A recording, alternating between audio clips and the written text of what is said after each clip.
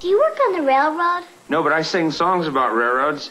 Here's an Irish railroad worker's song, and the chorus goes, I was wearing corduroy breeches, digging ditches, pulling switches, dodging hitches. I was working on the railway in 1841. Me corduroy breeches I put on. Me corduroy breeches I put on to work upon the railway, the railway. I'm weary of the railway. Poor Patty works on the railway. Remember the chorus?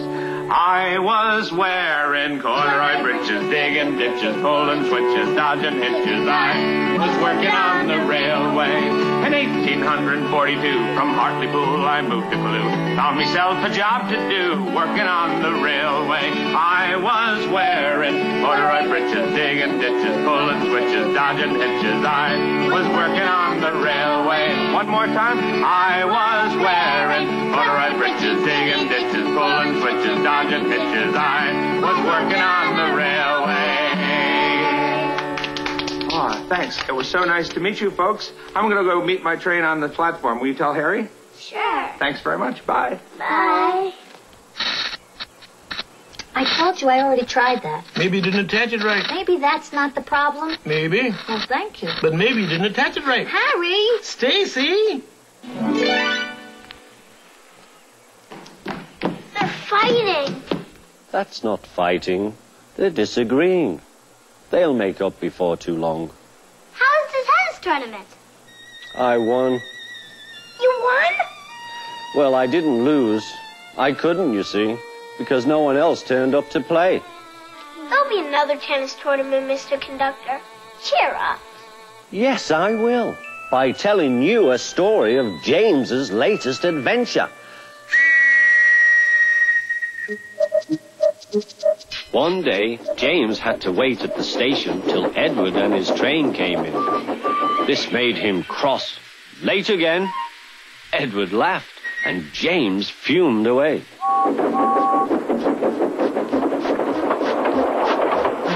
After James had finished his work, he went back to the yard and popped onto the turntable.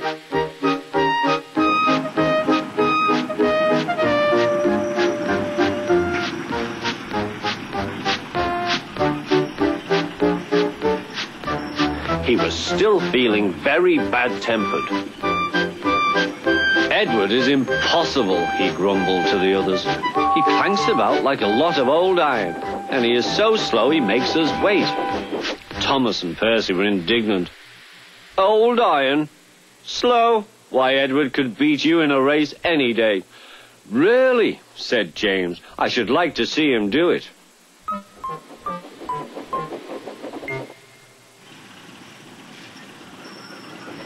Next morning, James's driver was suddenly taken ill. He could hardly stand, so the fireman uncoupled James ready for shunting. James was impatient. Suddenly, the signalman shouted. There was James puffing away down the line. All traffic halted, he announced at last. Then he told the fireman what had happened. 2 boys were on James's footplate fiddling with the controls. Phew! They tumbled off and ran when James started. The signalman answered the telephone.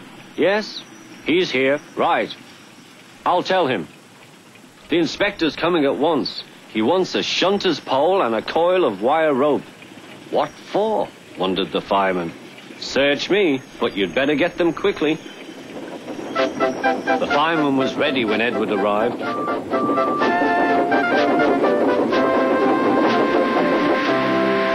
The inspector saw the pole and the rope. Good man, jump in. We'll catch him, puffed Edward. James was laughing.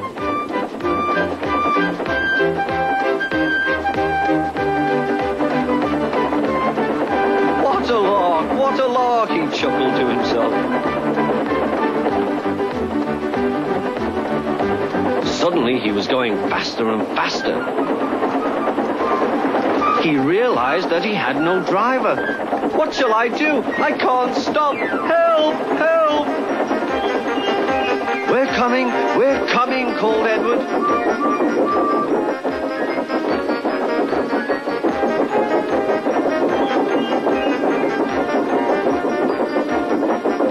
Edward was panting up behind with every ounce of steam he had. At last he caught up with James.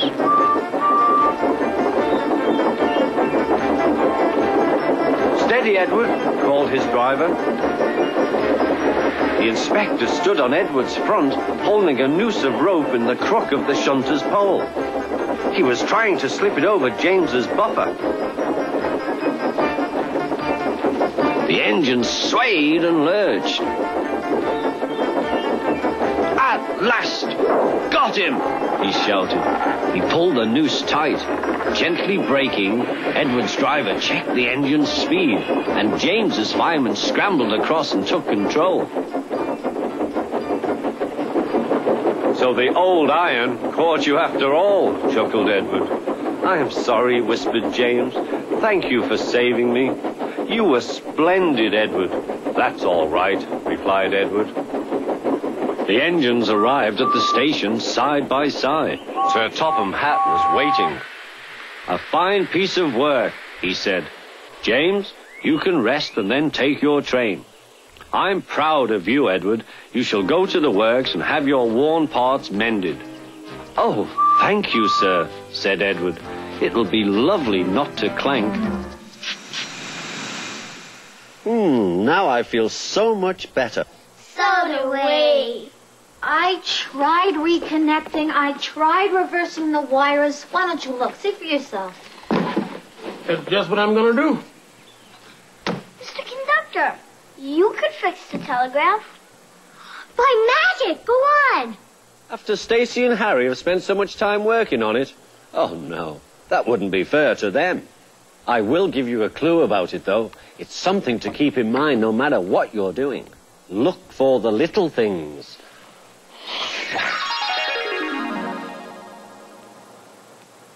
The little things hold big secrets. And now it's time for me to scoot to play a tune upon my flute. Bye. You're right. That didn't do it. Great. Now what? Wait a minute. He said look for the little things. What's this? Grandpa, look. Ah! Alby. Oh. Why didn't we think of this? Oh,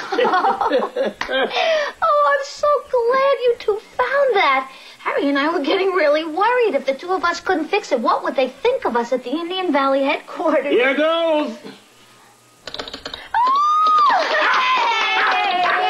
Thank you. That's not necessary. Thank you very much. I know that you love me. Thank you. Hey, I'm really touched. Hey, Harry, you old railroad guy, you. It's a pleasure to make your acquaintance. Shake. We've already met, Schemer. You're so right. And that's what I love about you. Shake.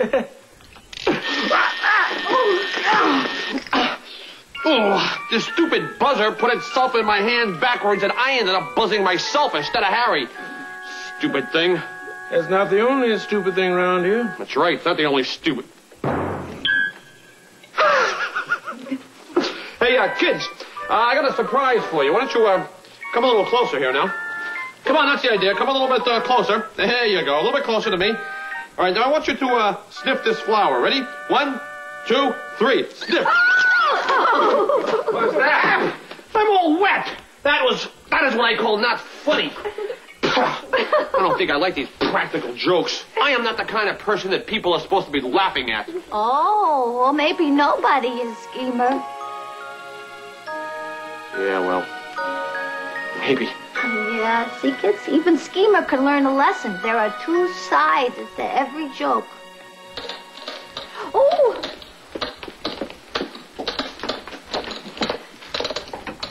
Okay. All right, Tom. Says the Empire Limited is on time. It should be here in 10 minutes. Great. That gives you ample opportunity to enjoy my jukebox.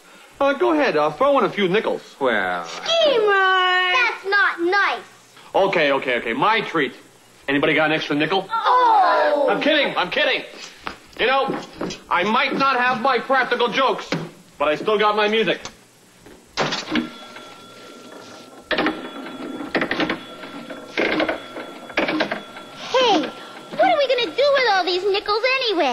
How about us having a big old party? Yee-haw! That's a fine idea, Tex. Thank you, Rex. You're welcome, Tex. Oh, like, who needs a party? Like, man, life's a party. Dig. Anyways, these nickels are staying put. I like 'em. When did you start collecting nickels, Tito? Oh, it was, back in 57. My first gig. Band leader said, take 5. I never stopped. Okay, we get the picture. Hey, people! Talk later, play now.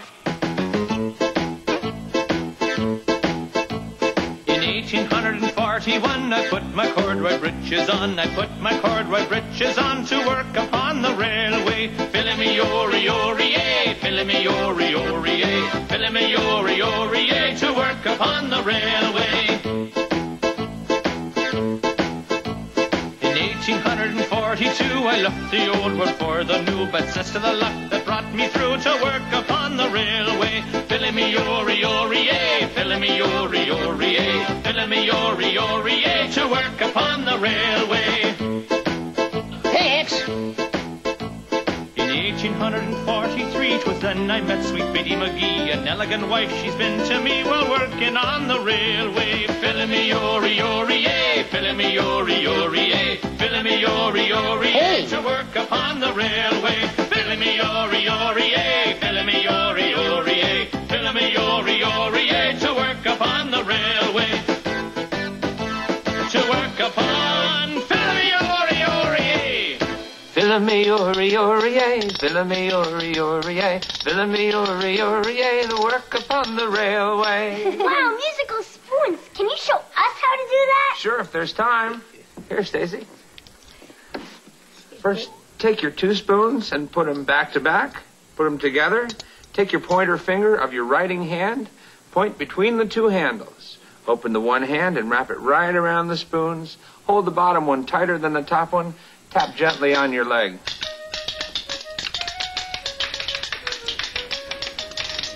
Whoops, there's my train. I gotta go. You keep practicing. Bye. Bye-bye.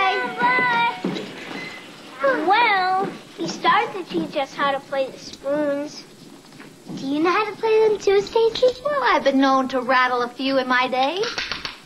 Yay! How about you, Schemer? Want to learn how to play the spoons? No way, Miss Jones. I got more important things to think about than spoons. Soup spoons, musical soup spoon. Musical soup.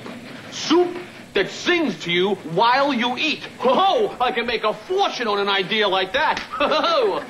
Come on, kids. We've learned a lot about people today. Now let's see what we can learn about spoons. Remember? Hold it. Put the finger of your writing hand in there. That's it. Now hold the bottom one tighter. There you go. Got it,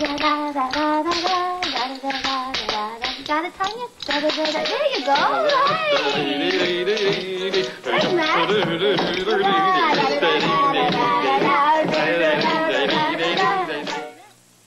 Reach for the speed, reach for the whistle, go where the rail may run. Reach for the words, reach for the story, follow the rainbow sun. To a shining time station, where dreams can come true, waiting there for you. So much to see, so far to travel, so much to learn to know. Friends by your side, hopes to hold on to, who knows how far you'll go. To a shining time station, where dreams can come true,